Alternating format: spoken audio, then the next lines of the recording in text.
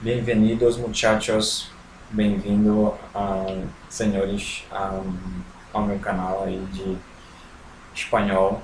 Bem, este canal visa aí proporcionar aí uma explicação aí através dos vídeos, né, em relação à língua espanhola. Bom, neste primeiro vídeo eu quero falar um pouco sobre os pronombres personales e os pronombres objetos. Bom, os pronomes pessoais no espanhol são esses que estão descritos no quadro, e é o yo, tu, ele, ella, usted, nosotros, nosotras, vosotros, vosotras, ellos, ellas, ustedes. Bom, yo é referente à primeira pessoa do singular. Aí eu posso estar dando um exemplo de, por exemplo, quando eu falo yo tengo una camisa. Então, eu estou falando aí na primeira pessoa do singular. O pronome pessoal, ele vai se posicionar aí ao verbo, anteriormente ao verbo. Vou ter o verbo seguido, né? E aí, posteriormente, o objeto da oração. Não posso falar essa mesma frase com a segunda pessoa do singular. Eu já vou ter tu tienes una camisa. Aí o que vai ocorrer? Uma mudança do tempo verbal, ou seja, o verbo vai concordar com o sujeito, vai sofrer essa alteração. Então, no espanhol, ele tem essa mudança, esse câmbio que ocorre do verbo de acordo com o sujeito, com a pessoa que pratica a ação. Como no português também existe essa variação própria de acordo com a pessoa, né? Você vai ter uma forma própria para a variação do verbo. Aí eu vou ter o ele, que é a terceira pessoa do singular, representando o ser masculino. Ella, que é a palavra, né? O pronome, a terceira pessoa do singular, que representa ela. E o usted, que é no português ficaria como você, também representa a terceira pessoa do singular no espanhol. Temos ainda a primeira pessoa do plural, nós outros, nós outras. Como exemplo, poderíamos dar no verbo tener ainda. Nós outros tenemos uma camisa. Nós outros tenemos algumas camisas. Então, são alguns exemplos usando a primeira pessoa do plural aí dos pronomes pessoais no espanhol. Bom, aí o verbo de novo se apresenta aí uma forma própria para a primeira pessoa do plural. Na segunda pessoa do plural, ficaria com o verbo tener. Vosotros tenéis uma camisa, tenéis uma casa. E aí é o verbo tener aí, sua forma própria para a segunda pessoa do plural. E aí na terceira pessoa do plural ficaria ellos tienen una camisa, ellos tienen una casa, ellos tienen un coche, ellas tienen unos zapatos de tacón, ustedes tienen una casa. Entonces, desta maneira, vocês usam aí os pronomes pessoais antes do verbo aí, e vai estar atuando de maneira como praticante da ação verbal. Bem, esses são os exemplos referentes aí aos pronomes pessoais. Bom, quando nós falamos uma frase, por exemplo, eu tenho uma camisa, nós vamos ter o objeto dessa oração. E o objeto, ele é direto nesse caso, por quê? Eu tenho uma camisa. Porque ele estabelece uma ligação com o verbo de maneira direta, sem a presença de uma preposição, ou seja, de uma preposição.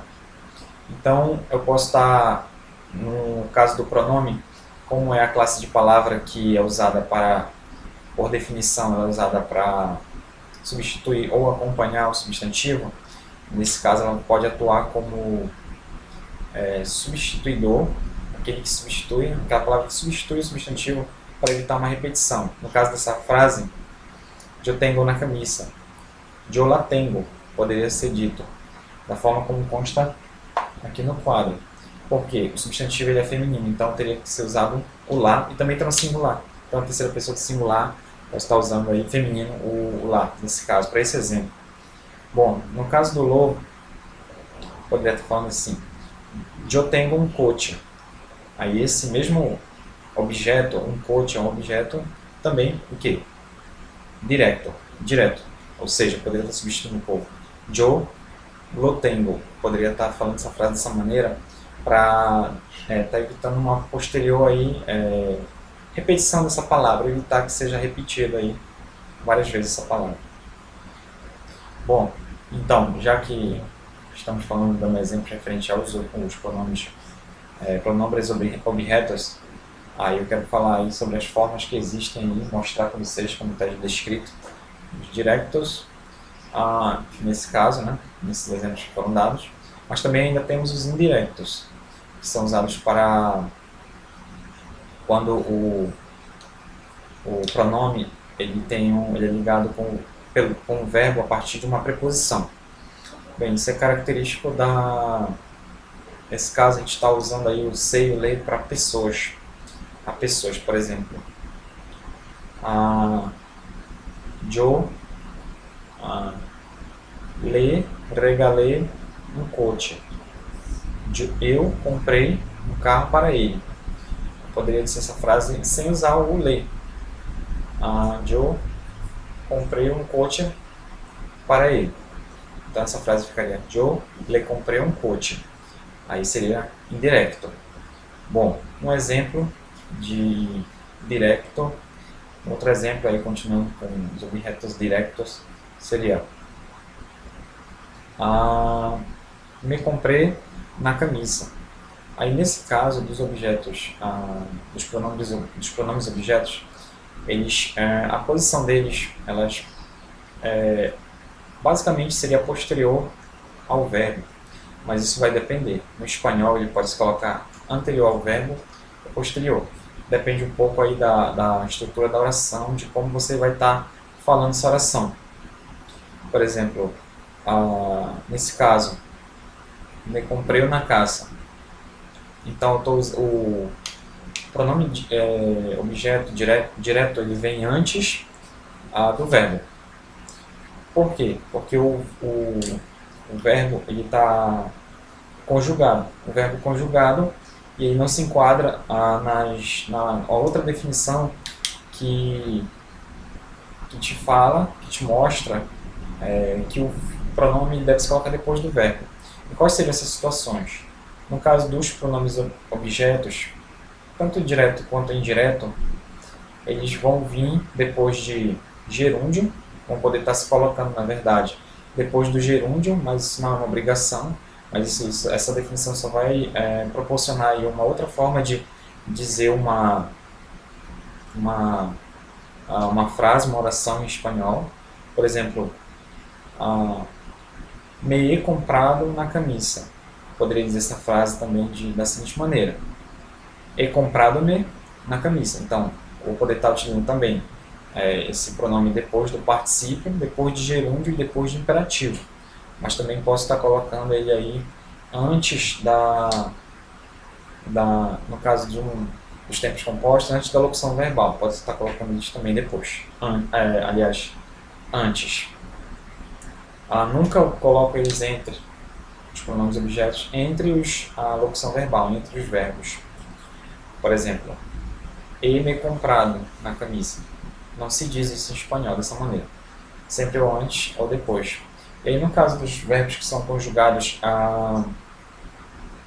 que não são de tempos simples, a gente coloca eles que são conjugados aí na oração. Quando você conjuga eles vêm antes desse verbo. Vem conjugados antes desse verbo.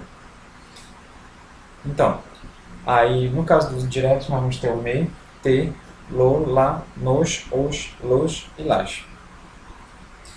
Direto. Os pronomes objetos são usados nos verbos reflexivos, que são os verbos reflexivos, estão muito presentes. Por exemplo, o verbo de amar-se, que é um verbo reflexivo, ou seja, quando o sujeito de praticação ele também recebe, por exemplo, na frase me chamo Carlos. Então, eu me chamo Carlos. Então, o pronome, você vai observar que o pronome objeto direto ele vem antes do verbo nesse momento em que eu pronuncio essa frase. Tem outros verbos também reflexivos, que são esses verbos que têm essa terminação com a partícula se, se, que aí pode ser peinar-se, que é o verbo pentear,